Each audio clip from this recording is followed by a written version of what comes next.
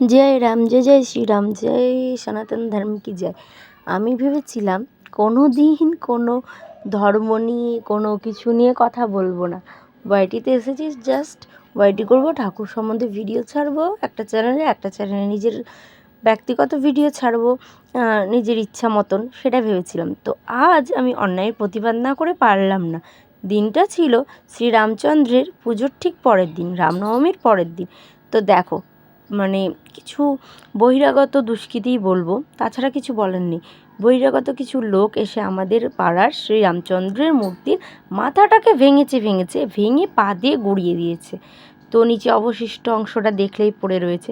আর দেখো, সেই কারণে আমাদের পাড়ার ছেলেপিলেরা NH-34 অবরোধ করেছে। NH-34 অবরোধ করেছে কারণ কোনো যানবাহন যেতে দেওয়া হবে না। তো সেখানে পুলিশ থেকে, র্যাব থেকে, সিভিক থেকে, অ্যান্ডস আর্মি থেকে আর কিছু বাকি নেই, মানে 4-5 ধরনের পুলিশের পদ আর কি, আমি অতটা ভালো জানি না পুলিশের সম্পর্কে। তো 4-5 রকমের কি বলবো, পদই বললাম জাস্ট। তো তারা এখানে হাজির হয়ে গেছে। আর আজ যদি একটা মেয়েকে তার কি বলবো, বলতেও খারাপ লাগছে, একটা মেয়ের যদি সম্মানটা হানি হতো, আমি সভ্য ভাষায় বললাম, সেখানে কিন্তু একটা পুলিশকেও পাওয়া যেত না বন্ধুরা।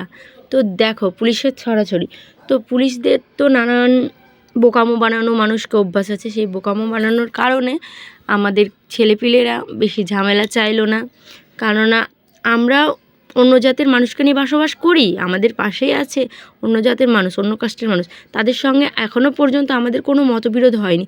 আমরা ছোট থেকে দেখছি আমাদের বাবা মারা, ঠাকুরদারা, ঠাকুমারা সকলে বাস করছে একসঙ্গে পাশাপাশি, খুব একটা ডিফারেন্স নাই।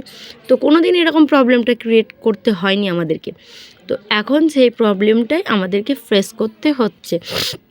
তো কতক্ষণ NH বলে কথা, কারণ নিজের ব্যক্তিগত ব্যাপারে লাগবে যে কত অ্যাম্বুলেন্স যাচ্ছে, কত আর্জেন্ট লোক যাচ্ছে, কত প্রবলেম। তো আমাদের পাড়ার ছেলেপিলেরা আলোচনা করে সেটা ছেড়ে দিল রাস্তাটা, ঠিক আছে যাক। তারপর আলোচনা করলো পুলিশরা বসে। তো আমি তো কিছুক্ষণ থেকে ভিডিও করে বাড়ি চলে আসি। তারপরে জানতে পারি পুলিশের সঙ্গে আলোচনাই হয়েছে, পরের দিন তোমরা রামনবমীর পুজো করো, আমরা ঠাকুরের মূর্তিটার দাম দেব, আর তোমরা বাকিটা যা করবে। তো ছেলেপিলে বললো ঠিক আছে, আমরা অশান্তির মধ্যে যেতে চাই না, তাহলে আমাদের এখানে CCTV ক্যামেরা লাগানো হোক। তো কথা মতন CCTV ক্যামেরা লাগানো হলো এবং সেটা এখন ব্যবহৃত হচ্ছে। আর ভিডিওটা বেশি বড় করলাম না, মিডিয়া আছে, মিডিয়া এসেছে, মিডিয়ারা নিশ্চয়ই ভিডিওটা পোস্ট করেছে, সকলে দেখে থাকবে। তো চলো আজকের মতন এখানে টাটা বাই বাই করছি। নেক্সট ব্লগে আরও ধামাকাদার আসছে, যে কি হয়েছে এরপর সেটা তোমাদের সঙ্গে শেয়ার করব। তো আমরা সনাতন ধর্মরা হচ্ছি শান্ত স্বভাবের। তো ভিডিওটা ভালো লেগে থাকলে লাইক, কমেন্ট, শেয়ার আর প্রতিবাদী কমেন্ট অবশ্যই।